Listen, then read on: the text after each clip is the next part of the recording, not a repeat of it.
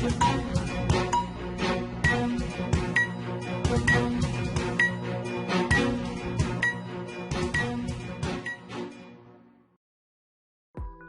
اللہ الرحمن الرحیم۔ السلام علیکم ناظرین، آج کے الف نیوز نامے میں آپ جان سکیں گے پاکستان کے لیے بڑی خوشخبری، چینی کمپنی ہواوے پاکستان میں $100 ملین کی سرمایہ کاری کرے گی۔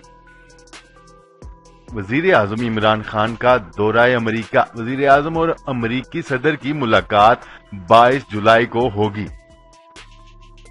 امریکہ نے آبنائے ہرمز میں ایران کا ڈرون مار گرایا، ڈونلڈ ٹرمپ کا دعویٰ۔ طیارے فروخت نہ کرنے کے اعلان پر ترکی نے امریکہ کو خبردار کر دیا۔ امریکی صدر ایران پر آخری درجے کا دباؤ ڈالنے کے لیے تیار، بڑی خبر آ گئی۔ یہ لوگ اپنے اقتدار کو طول دینے کے لیے امریکہ بھیک مانگنے جا رہے ہیں۔ مولانا فضل الرحمان کی حکومت پر تنقید، قوم کو خبردار کر دیا۔ روس ایران کے ساتھ کھڑا ہو گیا، ایران کے ساتھ ایٹمی بجلی گھر کی تعمیر کا تعاون جاری رکھے گا۔ دفاعی تعاون میں نجی شعبے کا اشتراک وقت کی اہم ضرورت ہے، آرمی چیف نے بڑا اعلان کر دیا۔ بسم اللہ الرحمن الرحیم۔ السلام علیکم ناظرین، آپ کے اپنے چینل الف نیوز میں خوش آمدید کہیں گے اور میں ہوں آپ کے ساتھ ماجد علی۔ دنیا بھر کی خبروں سے باخبر رہنے کے لیے الف نیوز کو سبسکرائب کر لیں اور گھنٹی کے بٹن کو پریس کرنا نہ بھولیے گا۔ اب چلتے ہیں خبروں کی تفصیلات کی طرف۔ خبر کے پہلے حصے میں بات کرتے ہیں جدید ٹیکنالوجی کے حوالے سے۔ اس وقت مقبول ترین چینی کمپنی ہواوے اس سال پاکستان میں تقریباً $100 ملین کی سرمایہ کاری کرے گی۔ یہ بات وفاقی وزیر برائے منصوبہ بندی و ترقی خرم دستگیر مخدوم خسرو بختیار اور ہواوے کے نائب صدر کے درمیان اسلام آباد میں ہونے والی ملاقات کے بعد وزارت منصوبہ بندی و ترقی کی طرف سے جاری اعلامیے میں سامنے آئی۔ خسرو بختیار کا کہنا ہے کہ ہواوے پاکستان کی آئی ٹی سیکٹر کی ترقی میں تعاون کر سکتی ہے اور یہ کمپنی اسلام آباد میں $55 ملین کی لاگت سے علاقائی ہیڈ کوارٹر قائم کرے گی۔ خسرو بختیار نے پاکستان میں ہواوے کی سرمایہ کاری کو سراہتے ہوئے کہا کہ کمپنی پاکستان کے آئی ٹی شعبے کو جدید بنانے میں مددگار ثابت ہوگی۔ ہواوے کے نائب صدر نے کہا کہ پاکستان ایک اہم اسٹریٹجک مارکیٹ ہے اور کمپنی اس سال تقریباً $100 ملین کی سرمایہ کاری کرے گی۔ انہوں نے بتایا کہ ہواوے $55 ملین کی لاگت سے اسلام آباد میں ایک علاقائی ہیڈ کوارٹر قائم کرے گی، جس سے پاکستان میں نوجوان انجینئرز کے لیے روزگار کے مواقع پیدا ہوں گے۔ انہوں نے مزید کہا کہ ہواوے پاکستان میں اپنی تکنیکی معاونت سینٹر میں $15 ملین کی مزید سرمایہ کاری کرے گا اور اس سے مزید 200 افراد کو روزگار مہیا ہوگا۔ نائب صدر نے کہا کہ ہواوے پاکستان میں مستقبل میں مزید منصوبے بھی شروع کرے گا۔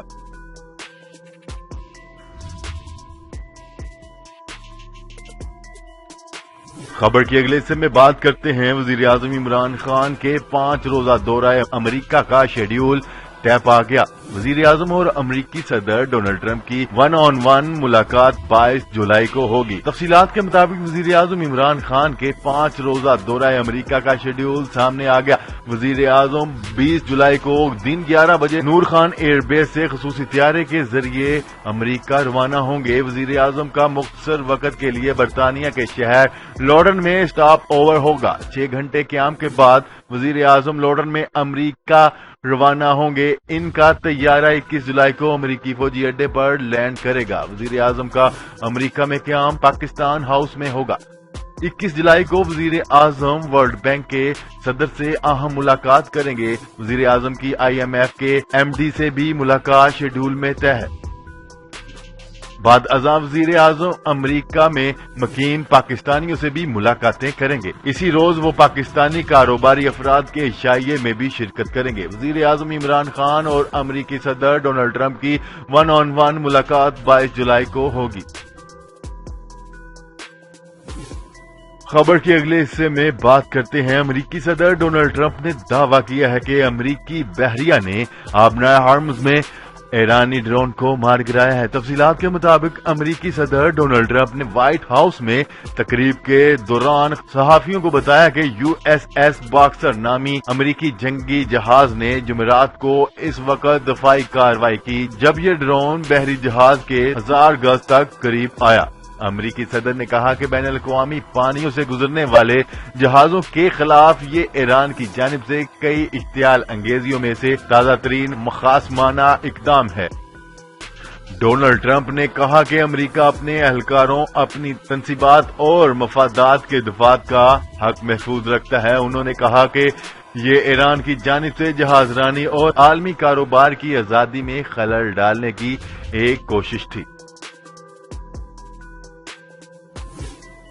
خبر کے اگلے حصے میں بات کرتے ہیں۔ ترک حکام نے امریکہ کو خبردار کیا ہے کہ وہ ترکی کو F-35 لڑاکا ہتھیاریں نہ فروخت کرنے کے اعلان کو واپس لے۔ تفصیلات کے مطابق ترکی کی جانب سے روسی میزائل سسٹم خریدنے پر امریکہ نے ترکی کو F-35 لڑاکا ہتھیاریں فروخت نہ کرنے کا بڑا اعلان کیا ہے، جس کے رد عمل میں انقرہ حکام برہمی کا اظہار کر رہے ہیں۔ غیر ملکی خبرساز ادارے کے مطابق ترکی نے امریکی فیصلے کو مسترد کرتے ہوئے شدید تنقید کا نشانہ بنایا۔ حکام نے خبردار کیا ہے کہ یہ فیصلہ دونوں ممالک کے لیے نقصان دہ ثابت ہوگا۔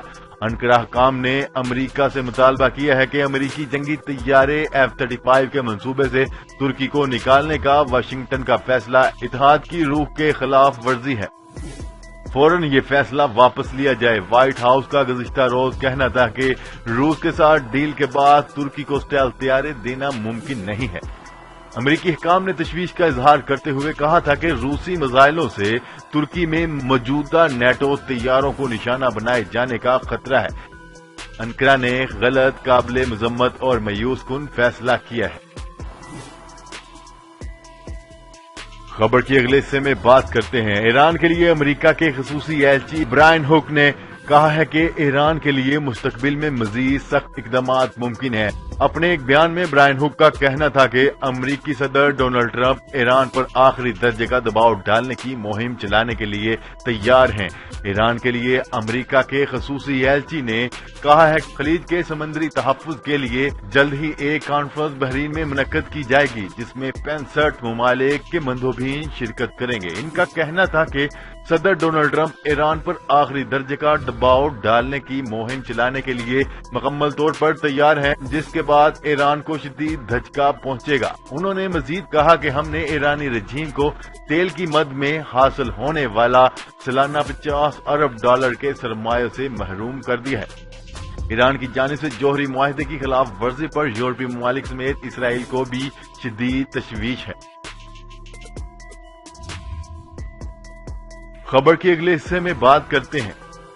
جمعیت علماء اسلام فے کے سربراہ مولانا فضل الرحمان نے حکومت پر تنقید کرتے ہوئے کہا کہ یہ لوگ اپنے اقتدار کو طول دینے کے لیے امریکہ بھیک مانگنے جا رہے ہیں۔ ایک بیان میں انہوں نے کہا کہ قادیانی لوبی متحرک ہو چکی ہے۔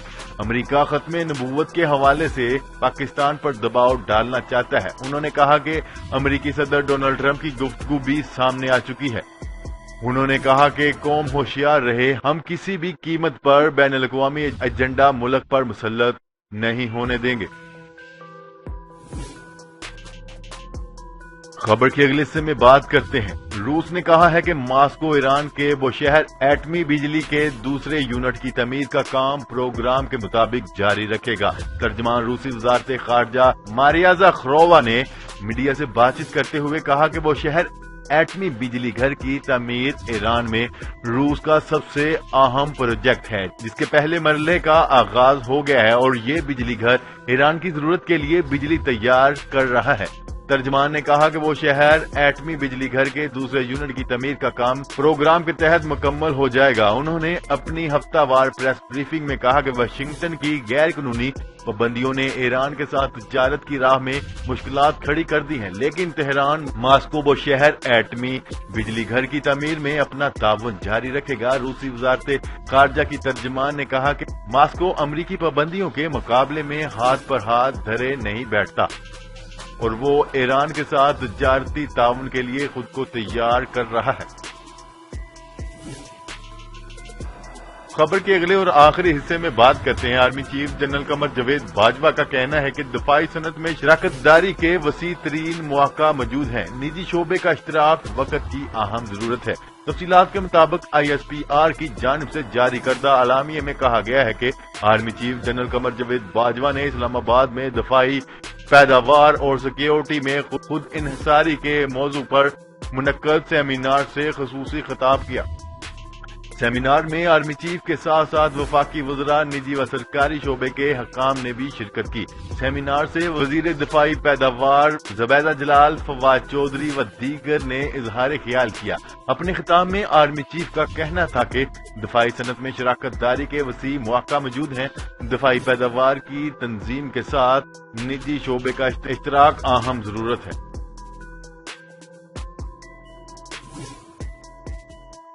جی تو ناظرین، آج کے لیے اتنا ہی۔ مزید خبریں لے کر بہت جلد آپ کی خدمت میں حاضر ہوں گے، تب تک کے لیے اپنا خیال رکھیے گا۔ اللہ نگہبان۔ پاکستان زندہ باد، پاکستان آرمی زندہ باد۔